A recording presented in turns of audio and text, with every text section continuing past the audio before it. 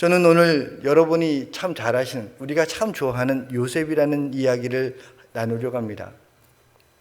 요셉이 꿈을 꾸면서 곡식단이 자기는 일어나고 주위에 있는 단이 자기한테 절하는 걸 보고, 형님한테 얘기했더니 형님이 참으로 그렇게 될 수가 있느냐, 참으로 왕이 되겠느냐, 참으로 네가 우리를 다스리겠느냐라는 이야기를 3번 반복하게 됩니다. 참으로, 정말, 진실로 정말 그렇게 되겠느냐. 요새 말로 하면 대박, 대박 사건 이런 뜻인데요. 정말 되겠느냐라는 이야기로 그 주제로 함께 은혜를 나누기를 원합니다. 제가 선교사가 되기 전과 선교사가 되고 나서의 사역과 이후의 일을 과거와 현재와 미래로 3가지로 나눠서 함께 은혜를 나누기를 원합니다. 제가 먼저 선교사가 되기 전에 저는 39살 때까지 불신자로 살았습니다. 저희 어머님은 제 기준으로 5대째 섬기는 절의 시무 회장님이셨습니다. 지금으로 얘기하면 힌두교 회장님이라는 것은 지금 교회로 얘기하면 시무 장로님 격인데요. 주지스님 바로 옆에 다음 자리가 힌두교 회장인데 저희 어머님이 5대째 나가는 절의 힌두교 회장님이었습니다. 저희 아버님은 사업을 하셨는데요. 족보를 편찬하시고 또 제사를 주관하시는 것을 가장 중요하게 여기셨습니다. 그래서 1년에 16번의 제사를 지내는 그런 집안의 막내 아들로 태어났습니다.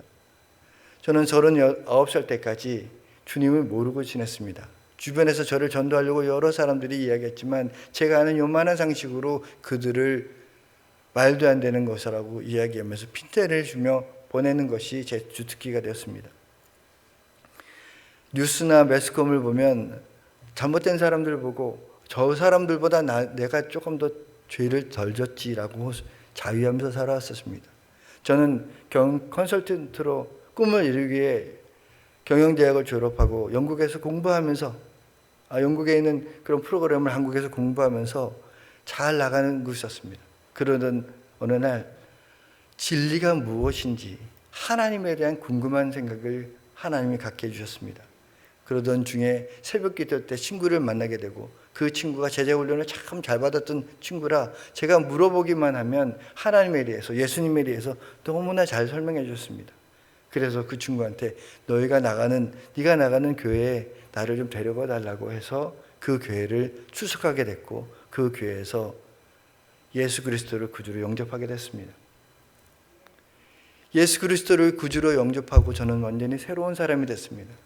전에는 돌 하나 풀 하나 봐도 그냥 아무렇지도 않았지만 예수님을 구주로 영접하고 나서는 길에 있는 돌 하나 풀 하나 심지어 나무가 바람에 흔들리는 것까지 다 하나님을 찬양한 것처럼 보이게 되었습니다. 얼마나 제가 놀랐는지 모릅니다. 완전히 다른 사람이 됐습니다.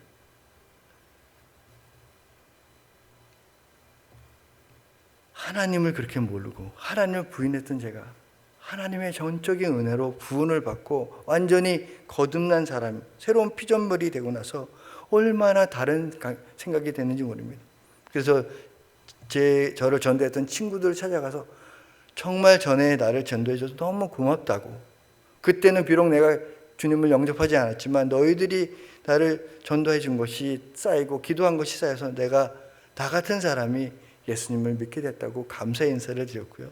또 어떻게 보면 교회 다니는 친구를 만나면 왜 나한테 전도하지 않았냐고 물어보면 야, 네가 정말 하나님을 믿을 줄 몰랐지, 정말 네가 그렇게 될 줄 몰랐지 라고 얘기하는 친구도 있었습니다. 저는 예수 그리스도를 구주로 영접한 후에 과연 내가 어떻게 살아가는 것이 옳은지 생각해 봤습니다. 하나님, 제가 돈을 많이 벌까요? 어떤 일을 할까요? 경영 컨설턴트라고 하는 좋은 직업에 더 많은 열심히 일을 해서 더 좋은 일을 많이 할까요? 저는 궁금했습니다. 그래서 처음으로 성경을 보기 시작했습니다. 성경을 쭉 읽다가 정말 하나님의 말씀이 꿀송이처럼 달다는 표현을 그때 알게 됐습니다. 계속 성경을 읽다가 베드로전서 2장 5절 하나님 기뻐 받으시 신령한 제사를 드린 거룩한 제사장이 될지라라는 말씀을 받았습니다. 보통 어려운 일이 있으면 신통한 점집을 찾듯이 제가 너무 성경에 대해서 몰랐기 때문에 그동안 제가 제 주위에 신통한 목사님을 찾았습니다. 목사님한테 쫓아가서 목사님, 제가 성경을 읽다가 이런 구절이 있는데 이 말이 뭡니까? 혹시 거룩한 제사장이라는 뜻이 목사가 되라는 뜻이 혹시 아닐까요? 라고 여쭤봤습니다. 그랬더니 그 목사님이 저한테 이렇게 대답했습니다. 아니요, 형제님은 절대로 목사가 될지 사람이 아니니까 걱정 마십시오. 그 이야기를 듣고 정말 그런가 보다 라고 하고 돌아왔습니다.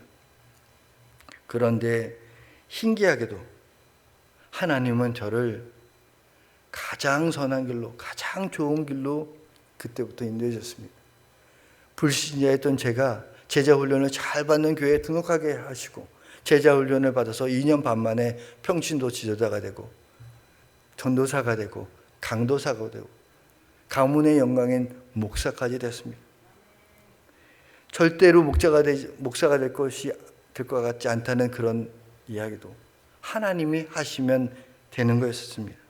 더욱다나 목사가 된 지 3년 만에 목회학 박사까지 하게 되셨습니다.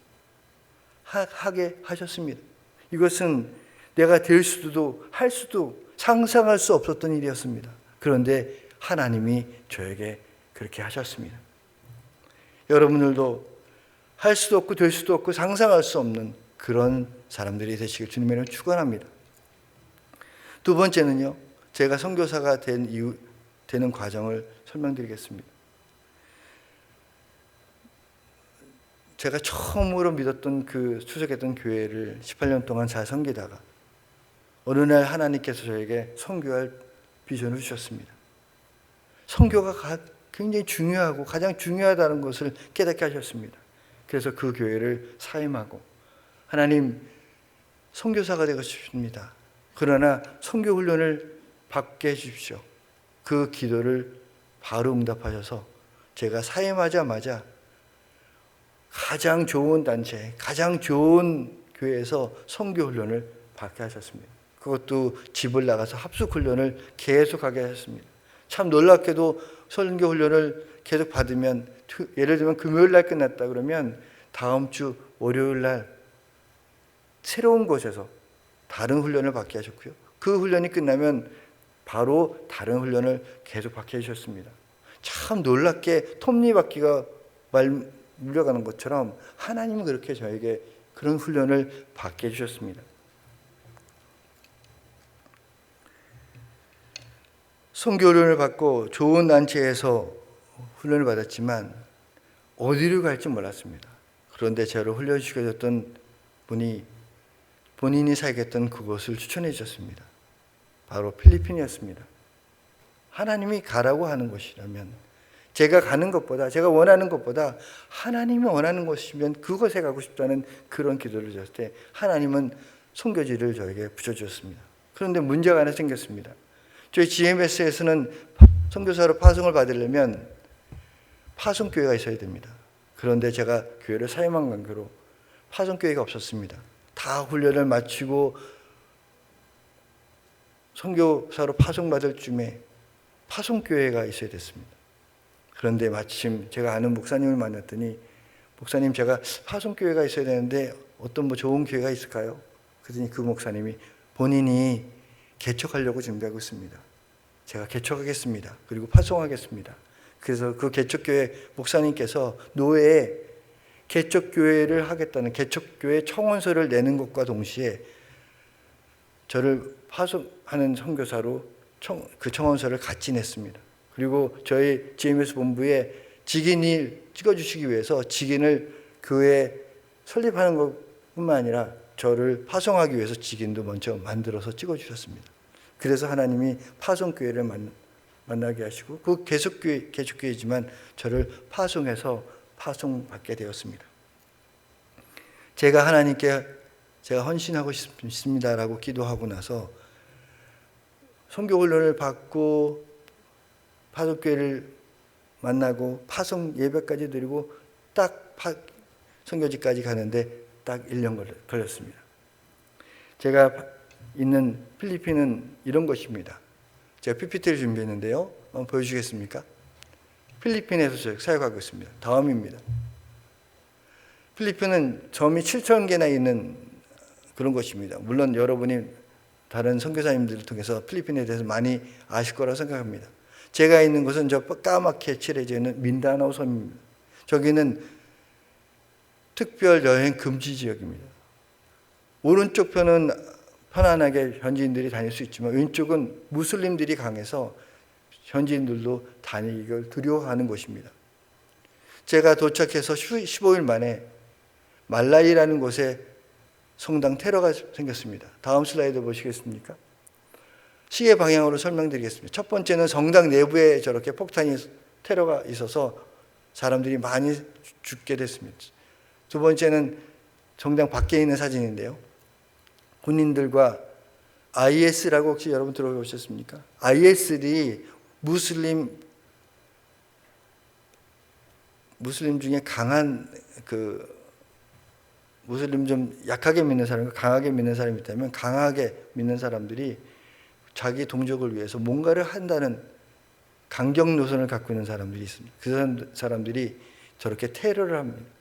그래서 사람들이 많이 죽게 돼서 제가 저 필리핀 민다나오 섬 도착한 지 보름 만에 계엄령이 선포됩니다. 계엄령이 선포돼서 많은 어려움이 있었지만 좋은 점은 제가 있는 수도인 다보시는 안전하게 군인들이 지켜주고 있었습니다. 제가 하나님께 은혜를 받아서 선교사로 헌신하고 민다나오에 도착하고 하나님께서 제가 어디인지도 모르지만 도착한 다음에 저희 선교사님들이 후임이 한 명이 온다고 그러니까 좋은 집을 예배해 주셨습니다. 그 집이 서울에 있는지 부산에 있는지 알지 못하지만 좋은 집이라고 제가 계약을 했더니 나중에 보니까 가장 처음 외국인으로 오면은 가장 거처하기 좋은 집을 선임들이 구해주셨습니다. 또 언어 훈련을 해야 되는데 배울 것이 없었습니다. 저희는 시브아로라고 하는 단어를 쓰고 있는데 그 현지 사역 언어를 배울 수 있는 곳이 없었습니다. 그런데 유일하게 카톨릭에서 하는 시브아노를 가르치는 학원이 있었는데 개신교회에 있는 사람들을 받지 않았다가 제가 가기 얼마 전서부터 그 시브아노를 공부할 수 있는 학교 문을 열어주셨습니다. 그래서 제가 저랑 집사람이 편하게 가서 공부할 수 있게 됐습니다. 이거 모든 것은 하나님이 예비해 주신 거라고 생각합니다. 제가 가서 살 집과 공부할 때과 또 저희 비자 문제들 여러 문제들이 이미 하나님이 다 준비하시고 제가 가겠습니다 했을 때 길을 열어주신 거라고 저는 믿을 수밖에 없습니다. 저희 GMS는 선교지에 가면 2년 동안 언어 훈련을 받게 됩니다. 다른 교회, 다른 지역에서 훈련을 사역했던 분도 저희 지역에 와도 마찬가지입니다. 2년 동안 시브아노라는 말을 공부하겠습니다. 적지 않은 나이에 가서 사람들한테 공부를 하는데 거기는 선생님들이 없나요? 저희 나이에 거기 나이에 사람들이 평균 연령이 거의 저희 수준하고 비슷합니다. 죽을 나이에 와서 왜 언어를 배우냐고 물어봅니다. 그러나 언어가 선교이기 때문에 언어를 2년 동안 배울 수밖에 없었습니다. 언어 훈련을 다 마치고 마지막에 시험을 보는데 그 시험을 패스하지 않으면 사역을 할 수가 없었습니다. 그런데 하나님 은혜로 언어 훈련을 마치고 또 어려운 시험도 패스하고 나서 저희들 GMS 민다나오 협의회에 있는 단원이 됐습니다. 정회원이 되는 것입니다. 정회원이 되고 나서 저랑 같이 있는 선교사님 중에 한 분이 저희들이 세계에서 유일하게 민다나오 선교사 GMS 선교사들이 함께 운영하는 신학교가 있습니다. 거기에 총장님으로 나가시면서 저랑 같이 사역할 수 있도록 말씀하셔서 제가 그 다음에 저희가 운영하는 신학교의 임원이 됐습니다. 다음 슬라이드를 보여주시겠습니까? 제가 사역하고 있는 저기 있는 것이 민다나오의 유일한 신학교, 저희들 하고 있는 신학교입니다. 두 번째 사진은 거기에는 운영진이고요. 또 거기서 예배드리는 학생들의 모습입니다. 그리고 장학금을 수여식의 모습입니다. 하나님이 그냥 저에게 그 길을 열어주신 것입니다. 그리고 저 신학생들은 다 가난한 지역에서 와서 저희 전원 기숙사 생활합니다. 그런데 학비가 없는 학생들이 대부분입니다. 그래서 저희 선교사들이 몇 명의 학생들을 개인적으로 후원합니다. 얼마 되지 않은 후원금이지만 그 돈을 나눠서 학생들을 몇 명을 후원하게 됐습니다. 그 후원하는 학생들이 저랑 같이 사역하게 되고 그 학생들과 함께 일을 하게 됐습니다. 학생들까지 있었는데 언어도 됐는데 이제 어떤 일을 할까요? 하나님 사역의 길을 열어주십시오. 그랬더니 하나님께서 마침 현지에 있는 어떤 목사님께서 사역하시다가 다른 곳에 가게 됐습니다. 그랬더니 그 사역지에는 어린아이들이 그냥 방치되었다는 이야기를 듣게 됐습니다. 그래서 그 지역에 있던 목사님한테 그러면 저는 특별히 지금 사역지가 없는데 거기 가서 사역할 수 있겠습니까? 아, 마침 잘 됐습니다. 거기 사역지에 사역지가 없었는데 그 아이들이 그냥 방치되었는데 선교사님 오시면 너무 좋습니다. 그래서 그 지역에 가서 사역하게 됐습니다. 다음 슬라이드 보여주시겠습니까? 인당안이라는 지역에 어린이 사역을 했습니다. 어린이들이 얼마나 많은지 그 매주 토요일 날 오전에 대나무 밭 숲속에서 아직 지붕은 없지만 대나무 숲에서 저희가 예배를 드리는데요. 아이들이 얼마나 영혼이 맑은지 아이들이 너무 순수하게 예수님을 잘 믿고 있습니다. 여러분이 보시기에 오른쪽 왼쪽에 보면 저희들이 기부가 없습니다. 그런데 두 사람이 손을 궤도를 차트를 들고서 항상 이렇게 사역을 하는데 어느 날 아침에 저희들이 토요일 아침에 그곳에 갔는데 어떤 분이 가운데 있는 사진처럼 대나무로 궤도를 놓을 수 있는 것을 만들어 주셨습니다. 저희 재생 목록 세 가지인데 하나는 의자고요, 하나는 제가 사간 앰프고요, 두 번째는 저 궤도 대나무 궤도입니다. 지역 주민이 저희들이 아이들을 잘 섬긴다고 감사하다고 어느 날 저희가 가기 전에 새벽에 그 마당을 매주마다 토요일마다 쓸어주시는데 다른 분이 대나무로 직접 저런 궤도를 만들어 주셨습니다. 그래서 그 옆에 있는 사진처럼 이제는 아이들의 찬양과 여러 가지 일들을 저기다 끼워놓고 사역할 수 있습니다. 제가 초등학교 때 썼던 궤도처럼 저 궤도를 지금 사용하고 있습니다. 아직은 예배당이 없지만 지붕이 없지만 비가 오지 않도록 또 언젠가는 하나님이 좋은 예배한 처소가 있어서 예배당이 있을 수 있도록 기도해 주시기 바랍니다. 하나님이 길을 열어주셨습니다. 사역의 길도 또 제가 있을 집도 또 여러 가지 일들도 하나님이 다 그냥 길을 순수하게 열어주신 거라고 생각합니다. 하나님께서 그 길을 열어주실 때마다 좀 놀랍니다. 어쩜 이렇게 예배해 주셨을까? 제가 선교훈련을 1년 동안 받으면서 어느 날 선교훈련이 딱 마쳤는데 그 다음에 할 일이 없었습니다. 그런데 선교사들을 대상으로 한국어 강사하는 훈련이 있었습니다. 저는 선교사가 아닌데도 불구하고 그것을 지원했는데 다행히 오라고 해서 한국어 강사를 교육을 받았습니다. 한국 사람이 한국어를 강의할 수 있을까?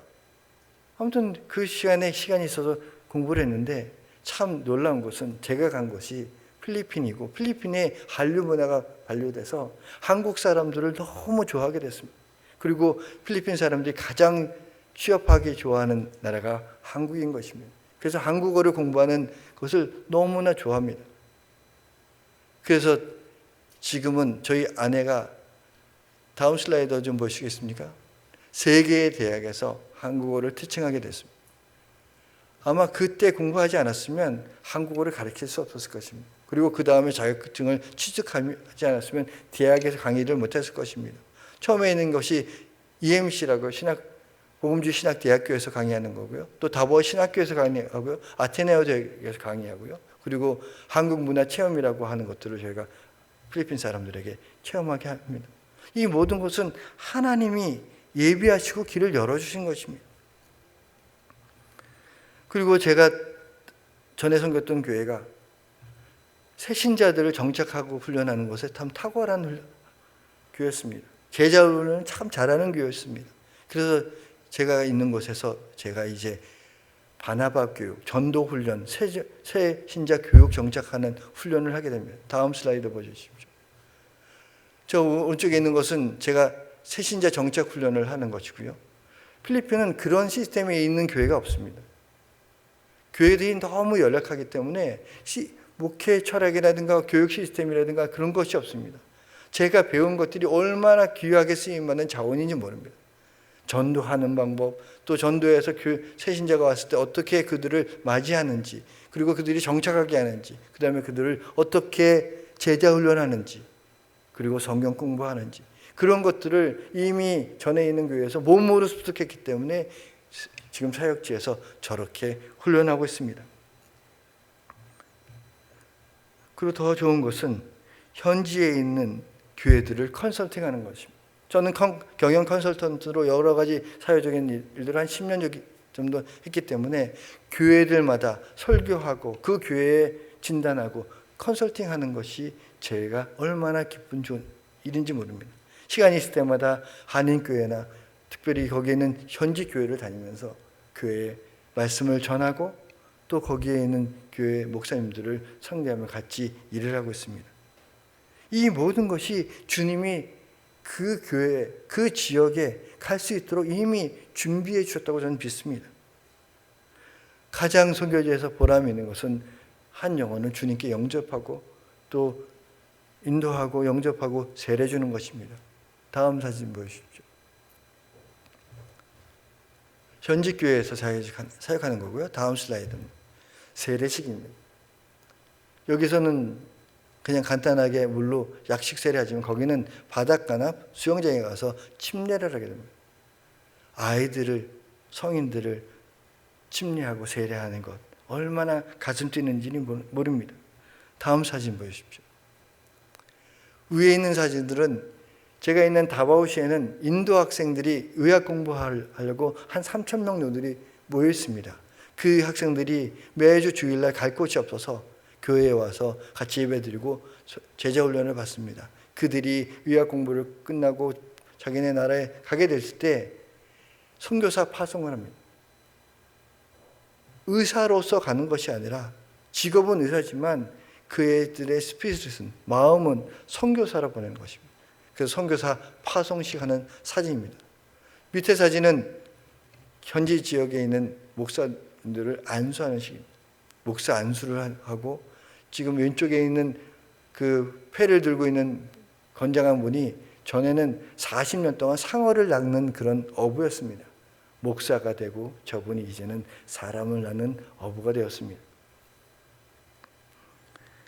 하나님께서는 한 걸음 한 걸음 저에게 사역의 길을 열어주시고요. 사람들을 알게 하시고 저 준비하신 것을 사용하게 하셨습니다. 그러나 저희가 있는 필리핀 민다오 섬은 만만한 섬이 아닙니다. 만만한 지역이 아닙니다. 지진과 태풍과 해일 또 그렇게 화재 사건도 많지만 더 무서운 것은 화산 폭발이 있는 것입니다. 다음 슬라이드 보시겠습니다. 딸 화산이라고 여러분 들어보셨습니까? 마연 화산이라고 그것이 폭발해서 수많은 사람들이 죽어가고 있습니다. 다음 사진 보여주시겠습니다. 가장 무서운 것은 지진입니다. 저는 한국에서 지진을 경험한 적이 없습니다. 그런데 필리핀에서는 너무나 많은 지진이 일어났습니다. 작년 12월 달에 진도 6.8인데 현재적으로는 진도 7.0으로 기록되어 있습니다. 지진이 나서 오른쪽에 있는 사진은 학교고요. 왼쪽에 있는 것은 호텔입니다. 그리고 밑에 있는 것은 중학교입니다. 저렇게 지진이 한번 나면 저렇게 무너지게 돼요. 다음 사진 보여주시겠습니까? 위에 있는 것은 지진으로 파괴된 가정이고요. 왼쪽에 있는 것은 교회입니다. 교회에 잘 있는 교회가 다 지진 무너져서 뒤에 벽만 남아있는 상태입니다. 밑에 있는 사진은 교회가 아예 다 무너져서 존재 자체의 형태도 없어져서 천막 치고 있는 그런 교회입니다. 거기에 저희들이 목사님들과 거기 있는 현지 목사님들과 함께 또 저희 선교사들이 함께 협력해서 그곳에 가서 위로하는 것입니다. 앉아있는 현지 성도들보다 가서 청년들이 더 많은 수가 청년들이 가서 워십하는 것입니다. 격려하고 위로하고. 그래서 옆에 있는 사진은 현지에 있는 목사님이 아무것도 없는 곳에 이런 곳까지 찾아와서 너무 감격스럽다고 울면서 저에게 말씀하시는 그런 사진입니다. 다음 슬라이드 보겠습니다. 지진이 나는데 밑에 사진부터 보면 사람들이 지진이 나면 집에 들어갈 수가 없습니다. 그래서 산에나 들이나 나와서 텐트 같은 것만 치고 저렇게 야영을 하게 됩니다. 어떤 아이는 물병만 하나 갖고 그냥 노숙을 하고요. 길거리에 옆에다가 천막 하나만 치고 살게 됩니다. 저런 분들을 찾아가서 저희들이 어린이 성경학교도 하고 아이들에게 복음을 전하고 또 구호품을 갖고 와서 전달하는 사역을 함께 합니다. 다음 사진 보겠습니다. 가장 중요한 건 먹을 것이 없다는 것입니다. 그들에게 구호품을 전달하고 그들에게 하나님의 말씀을 대언하고 그들에게 돕겠다고 약속하고, 그러나 중요한 것은 사람들이 그냥 그 양식도 중요하지만 말씀이 중요하고, 그래서 우리가 해줬던 그것 때문에 자기들도 언젠가는 꼭 우리와 함께 우리 같이 다른 사람들, 다른 필리핀 지역에 가서 자기들도 그렇게 하겠다는 이야기들도 듣게 됩니다. 사람들이 얼마나 감사했는지 모릅니다. 왼쪽에 위에 있는 사진은요, 저희가 어느 지역에 간다고 그랬더니 사람들이 모였습니다. 거기에 목사님들과 함께 모였는데 저 보니까 한 10개가 넘는 교회들이 저희가 온다니까 같이 다 모였습니다. 작은 교회들, 산속에 있는 천막교회들, 이런 데가 지진으로 올 것이 없어서 저희들이 구호품을 갖고 간다니까 부흥회를 하는 것처럼 그렇게 생각하고 모여서 같이 부흥회를 하는 사진이었습니다. 다음 사진 보겠습니다. 코로나19가 여러분 얼마나 힘드십니까? 저희도 코로나가 왔습니다. 그러나 저희가 있는 섬은 외부에서부터 다 물건이 지원받아야 되는 섬이었기 때문에 대통령이 지역을 봉쇄하고 나서 아무것도 수입할 수 없었습니다. 심지어 마스크 하나 없었습니다. 마스크가 있어야 되는데 마스크가 없는 것입니다. 그래서 어쩔 수 없이 저희가 마스크를 손수 만들기 시작했습니다. 그리고 지역 주민들이 천을 나눠서 마스크를 만들게 했습니다. 그리고 그 마스크를 개인이나 단체나 병원이나 이런 데다 나눠주기 시작했습니다. 그래서 그 사람들이 마스크를 쓸 수 있도록, 한국에서 여러 가지 것들을 배우게 오면 손 씻는 방법이라는 여러 가지들을 저희가 먼저 교육하고 거리 두기를 하게 되고 그런 것들을 교육하게 했습니다. 다음 사진 보여드리겠습니다. 부활절이 됐는데요, 아무런 교회에서 할 수 없습니다. 통행금지가 생겼습니다. 패스를 나눠서 한 집만 격일로 한 사람만 나가서 필수품만 구입할 수 있고 주위에는 아무도 집 밖에 나갈 수 없었습니다. 모두 격리됐습니다. 먹을 것이 없습니다. 그런데 부활절이 됐습니다. 한국에서 부활절에 계란을 먹은 생각이 나서 계란을 몇 개씩 파는 것들을 여러 군데를 다녀서 계란을 모아서 거기다가 복음 전도지를 붙이고 집집마다 다니면서 계란을 나눠줬습니다. 예수님 부활하셨습니다. 희망을 가십시오. 예수님이 복음입니다라는 이야기를 하면서 계란을 집집마다 나눠주는 사진입니다. 다음 사진 보여주겠습니다. 코로나19가 발생하면서 가장 중요한 것은 지역 봉쇄를 하게 됩니다. 통행금지가 있죠. 나가서 일도 할 수 없죠. 그랬더니 가장 중요한 건 먹을 것이 없는 것입니다. 그런 사람들에게 이제 구호품을 나눠주기 시작했습니다. 참 어려운 것은 작년 7월 달에 제가 댕기열이라는 어려운 병에 걸렸습니다. 많은 선교사님도 댕기열로 사망을 하셨지만 하나님 은혜 가운데 아직은 죽진 않고 잘 살아 있습니다. 그러나 이것이 회복되지 않아서 참 지금도 힘들어합니다. 아까 제가 이 교회 올 때 사모님께서 목사님 옛날하고 똑같이 좀 멋있습니다 라고 얘기하시는데, 제가 오늘 여러분에게 설교를 하기 위해서 오늘 일부러 힘이 없어서 잘 쉬다 일부러 왔습니다. 댕기에 걸려서 고열도 있고 설사도 많이 하지만 제일 힘든 건 힘이 없다는 것입니다. 조금만 뭔가 이렇게 누구랑 얘기만 하면 너무 피곤해서 면역력이 떨어져서 집에 가서 기절하고 자야 되는, 두세 시간을 자고 일어나면 겨우 일어나서 뭔가를 좀 너무 피곤해서 쓰러지는 이런 일을 계속 반복하고 있다가 한국에 왔는데도 아직 회복이 잘 안 됩니다. 그러나 사람들이 먹을 것이 없다 그러는데 생필품을 준비하고 나눠주고, 어느 날 생필품을 나눠줬는데 너무 힘들어서 그 전날 차에 뭘 잘 싣고 있다가 어떻게 저걸 나눠주지?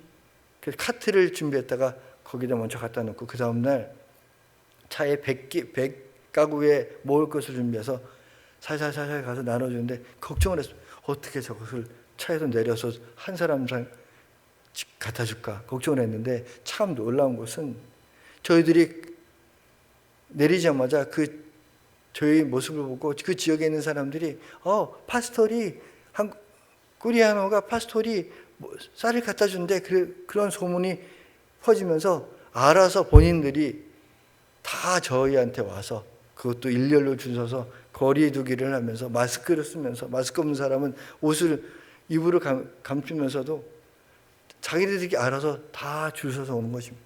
물론 저희가 그렇게 하기 전에 동사무소에 물론 허락을 다 받죠. 그런데 감사하게 제가 일일이 집으로 나눠줄 거를 그분들이 와서 본인이 차에서 내려서 본인이 주고, 저는 그냥 사진만 찍어주는, 꼭 저는 느낌에 홍해가 갈라치는 느낌이 들었습니다. 다리가 후두들 떨리고 막 그 들고 다닌 것도 막 진땀이 막 흘리는데도 불구하고 어떻게 나눠줄 수 있을까 막 고민했는데, 하나님은 이미 사람들에게 한국 사람이 쌀을 나눠준대, 목사라는 사람이 나눠준대, 그 소문을 퍼지게 해줘서 한 사람 한 사람 줄 서서, 여태까지 필리핀 사람들이 그렇게 잘 줄 서고 오는 것을 처음 봤습니다. 그 사람들이 알아서 쌀을 잘 받아가는 거 보고 얼마나 감사한지 모릅니다.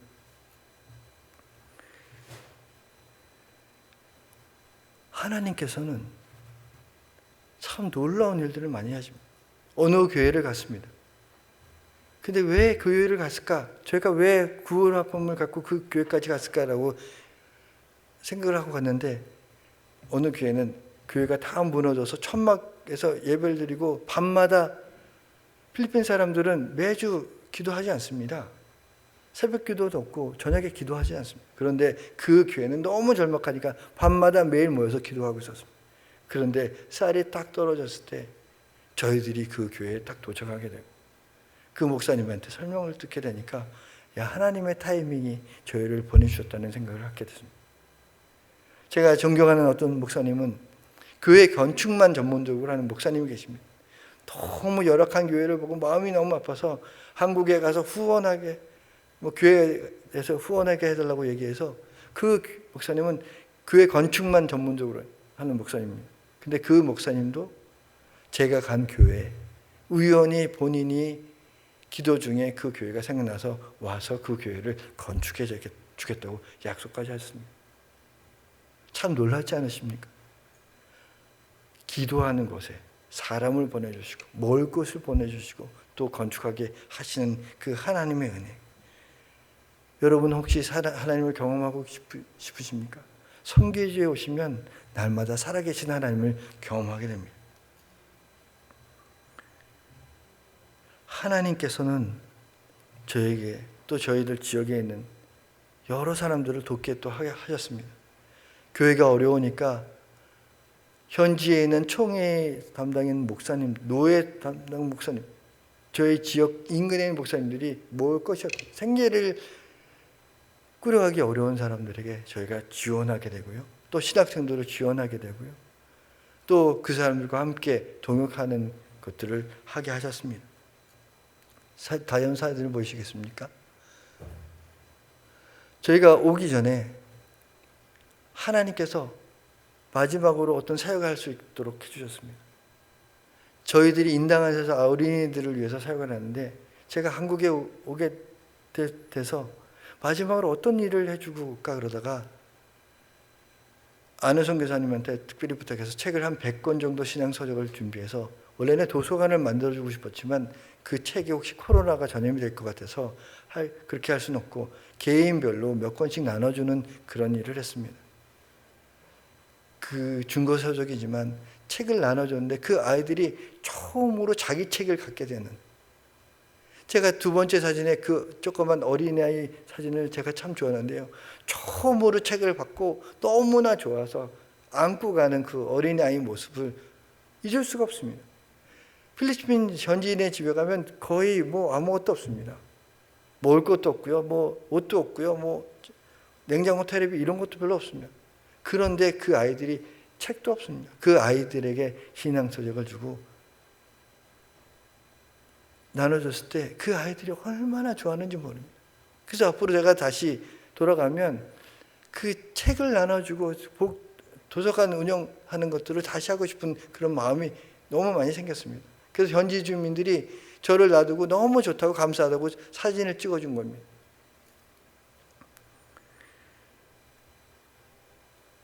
(10월) 달까지 지난달에 필리핀 대통령이 코로나가 너무 심하니까 비상상태를 1년 연장한다고, 내년 말까지 연장한다고 선포를 했습니다.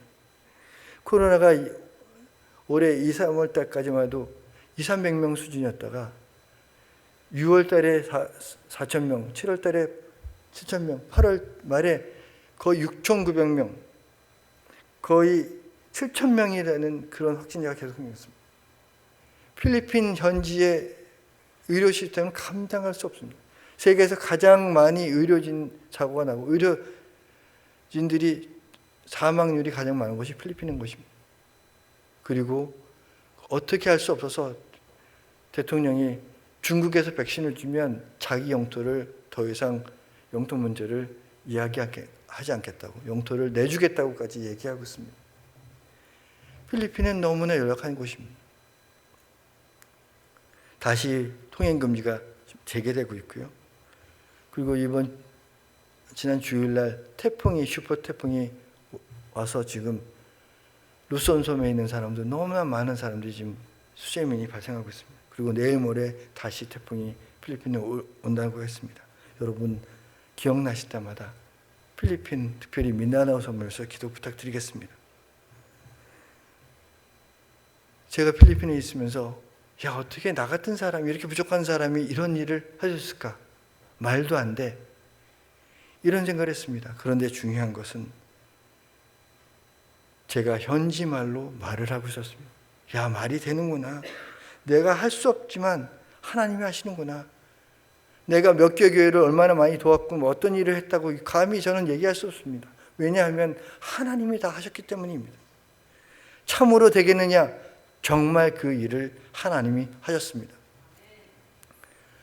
시간 관계상 정말 여러분에 꼭 나누고 싶은 이야기였습니다. 정말 짧게 이야기를 나눌 수밖에 없는데요.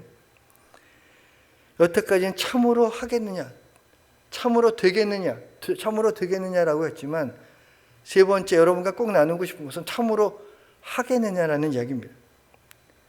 아브라함이 하루아침에 이삭을 바치라고 그랬을까요? 그렇지 않습니다. 아브라함을 불러서 아브라함 되게 하시고 하나님이 믿음의 조상 아브라함 되게 하시기까지 하나님은 아브라함을 그렇게 하나님의 열심으로 믿음의 조상으로 만들어가고 계십니다. 이삭은 어떨까요? 야곱이 이스라엘 됐을 때는 어떨까요? 우리가 아는 성경에 있는 모든 인물들은 하나님이 열심으로 그렇게 만들어가고 있습니다. 박영선 목사님이 쓰신 하나님의 열심이라는 책을 보면 우리가 아는 성경에 있는 모든 사람들을 하나님 열심으로 그것을 만들어가는 모습을 보고 있습니다. 하나님께서 만들어가고 계십니다. 되게 하십니다. 주님은 나를 따라오는 자에게 사람을 낚는 어부가 되게 하리라 하셨지만 되게 하십니다. 성령께서는 증인이 되라고 말씀하셨지만 그냥 되라고 하지 않습니다. 너희가 성령이 임하시면 권능을 받고 예루살렘과 온유와 사마리아 땅끝까지 내 증인이 되리라고 하십니다. 되게 하시는 분은 하나님이십니다. 그 되게 하시는 하나님께서 과연 우리에게 어떤 마음을 주셨을까요? 꿈을 꿨습니다. 요셉이 꿈을 꿨습니다. 바로가 꿈을 꿨습니다. 어떤 꿈일까요? 그 꿈은 누구의 꿈일까요? 창세기 41장 25절을 보겠습니다. 슬라이드를 보여주시겠습니까? 창세기 41장 25절. 25절입니다. 요셉이 바로에게 이르되 바로의 꿈은 하나라. 하나님이 그가 하실 일을 바로에게 보이심이라. 하나님이 하시려고 했던 것들을 바로에게 꿈으로 보이셨습니다. 그것을 3번이나 25절, 28절, 35절에 똑같은 말을 하셨습니다. 꿈을 바로가 꿨지만 그 바로의 꿈을 꾸게 하신 분, 그 꿈을 이루어실 분이 누구냐? 하나님이라는 것입니다. 하나님의 비전, 하나님의 꿈이라는 것입니다. 우리는 요셉의 꿈꾸는 사람이라고 생각합니다. 요셉의 꿈을 꿔서 총리가 됐습니다. 우리는 총리가 되는 걸 좋아합니다. 그러나 총리 되는 것이 요셉의 꿈일까요? 하나님의 꿈일까요? 요셉이 총리가 되게 하는 목적이 있습니다. 다음 슬라이드 볼까요? 창세기 45장 5절입니다. 신들이 나를 이곳에 팔았다고 해서 근심하지 마소서, 한탄하지 마소서. 하나님의 생명을 구원하시려고 나를 당신보다 먼저 보내셔야 합니다. 왜 보내셨느냐? 생명을 구하라고요. 20절입니다. 당신들은 나를 헤아려 했으나 하나님은 그것을 선으로 바꾸사 오늘같이 많은 백성을 생명을 구원하게 하시려고 하셨나이다. 요셉이 총리가 되는 목적이 뭔가요? 많은 사람의 생명을 구원하기 위해서 총리가 되게 하신 것입니다. 아브라함, 우리가 잘 압니다. 아브라함은 어떤가요? 아브라함 비전은 어떤가요? 다음 슬라이드 보시겠습니까? 우리는 아브라함을 이렇게 생각합니다. 1절, 2절 제가 이렇게 여호와께서 아브라함에게 이르되 너는 너 고향 친척 아비 집을 떠나 내가 내게 보여줄 땅으로 가라. 그러면 내가 너에게 큰 민족으로 내게 복을 주어 내 이름을 창대케 하리니 너는 복이 될지라 라고 합니다. 저희는 보통 1절과 2절을 생각합니다. 그것을 보통 상단 축복이라고 합니다. 그러나 중요한 것은 하단 축복. 아브라함을 축복하시는 하나님의 목적은 3절. 너를 축복하는 자에게 내가 복을 내리고 너를 저주하는 자에게 내가 저주하리니 왜냐하면 땅의 모든 족속이 너로 말미암아 복을 얻게 할 것이라고 하는 하나님의 목적이 있으셔서 아브라함을 부르시고 아브라함을 믿음의 조상으로 만들어주시고 복의 통로로 사용하신 것입니다. 하나님의 비전, 드림, 꿈은 무엇일까요? 다음 슬라이드 보시겠습니까? 드림, 바로의 꿈, 요셉의 꿈, 아브라함 비전, 이게 무슨 그것이 무엇을 나타낼까요? 다음 슬라이드 보시죠. 그것은 비전인 것입니다. 바로의 꿈을 보고 하나님의 계획을 우리가 알 수 있고요. 요셉의 꿈을 보고 우리는 하나님의 꿈을 알 수 있습니다. 아브라함의 비전을 통해서 우리는 하나님이 하시고자 하는 것을 알 수 있습니다. 그것이 끝일까요? 우리의 사명이 됩니다. 바로의 꿈, 하나님의 계획이 우리의 사명이 되는 것이고요. 요셉의 꿈, 하나님의 꿈으로 된 것이 우리의 꿈이 되어야 될 줄 믿습니다. 아브라함의 비전이 하나님의 비전이라면 그것이 바로 우리의 비전이 되어야 된다고 저는 믿습니다. 그것이 바로 우리의 존재의 목적이 되리라고 믿습니다. 그래서 저는 하나님이 가장 기뻐하시는 것이 무엇인지를 알게 돼서 선교에 헌신하게 된 것입니다. 하나님이 원하시면 제가 그 일을 하겠습니다. 참으로 되겠느냐? 참으로 되겠느냐? 참으로 되게 하셨습니다. 그런데 세 번째는 참으로 내게 하겠느냐? 네가 하겠느냐고 물어봤을 때 하나님은 우리에게 억지로 하게 하지 않으십니다. 갑자기 본토 친척 아비 집을 떠나라고 얘기하지 않으십니다. 싫은 것을 억지로 하라고 하지 않으십니다. 하나님은 우리에게 빌립보서 2장 13절의 말씀처럼 너희 안에 행하시는 이는 누구라고요? 하나님이십니다. 그런데 자기의 깊으신 뜻을 위해서 너에게 소원을 두고 행하게 하죠. 우리에게 하고 싶어하는 마음을 주시고요. 거룩한 부담을 주십니다. 하나님이 그렇게 하십니다. 부담을 주십니다. 저는 계명교회가 앞으로 중직자를 선출한다고 들었습니다. 중직자가 되겠느냐? 아멘. 교회에서 여러분의 사역을 하면 건면할 것입니다. 또 12월부터 11월까지 마무리하고 12월 때 담임 목사님 여러분에게 만일에 권사님, 집사님 내년에 이런 직분을 좀 하셨으면 좋겠습니다라면 여러분은 어떻게 하시겠습니까? 제가 바빠서요? 그건 여러분의 생각입니다. 하나님의 생각은요? 하나님이 과연 참으로 네가 하겠느냐? 라고 했을 때 여러분 뭐라고 대답하시겠습니까? 예수 그리스도께서 이 땅에 오셔서 우리를 위해서 십자가에 죽으신 그 기적 같은 구원의 은총을 받은 우리가 그 구원에 감격해서 반응을 할 수 있습니다. 지렁이도 밟으면 꿈틀하는데 하나님의 은혜에 감사해서 여러분 무엇을 하시겠습니까? 하나님이 가장 기뻐하시는 일을 여러분에게 하기를 원하신다면 여러분 어떻게 하시겠습니까? 참으로 하겠느냐 물어보신다면 여러분 아멘으로 하지 않으시겠습니까? 여러분의 작은 믿음, 작은 반응이 하나님을 감동시킬 수 있다면 여러분 어떻게 하시겠습니까? 저는 가장 좋아하는 건 저에게 주신 요만한 믿음으로 이렇게 했더니 하나님이 제가 저렇게까지 했어? 깜짝 놀래드리고 싶은 게 제 소원입니다. 하나님을 감동시키고 싶습니다. 정말로 네가 하겠느냐? 하나님 제가 하겠습니다. 하나님 저한테 목숨을 내놓으라고 그러시겠습니까? 저는 그런 사람이 아닙니다. 저의 경험, 저의 믿음, 제 수준에 맞춰서 하나님은 그 일을 하게 하실 것입니다. 그러나 중요한 것은 우리가 결단해야 될 때 결단해야 되는 것입니다. 예수님도 십자가에 못 박아 돌아가시기 위해서 이 땅에 오셨지만 예루살렘에 올라가시기 위해서 누가복음 9장 51절에 예루살렘 올라가기로 굳게 결심하는 장면이 있습니다. 예수님도 굳게 결심하셨습니다. 사도 바울도 갱그리아에서 자기가 로마까지 가겠다고 머리를 깎았습니다. 어떤 선교사가 와서 그냥 저렇게 얘기하고 갔대. 담임 목사님께서 너무 말씀을 잘 하셨는데 좋은 말씀이야. 저는 그런 예배가 되지 않기를 원합니다. 제가 하나님이 참으로 그렇게 되겠느냐 했을 때 되게 하셨습니다. 그렇게 되겠느냐 했을 때 또 하게 하셨습니다. 이제 여러분에게 제가 여러분이 묻고 싶습니다. 참으로 정말로 진짜로 그렇게 하겠느냐라고 주님이 이 시간에 여러분에게 물어보신다면 여러분 뭐라고 대답하시겠습니까? 하나님, 제가 갯돈 탈 일이 있는데 갯돈을 좀 타고 우리 남편이 좀 진급한 다음에 우리 아이가 대학교 간 다음에 이렇게 여러분 하시겠습니다. 참으로 하겠느냐라고 물어보실 때 여러분 어떻게 하셨어요? 여러분 전도하라고 그러면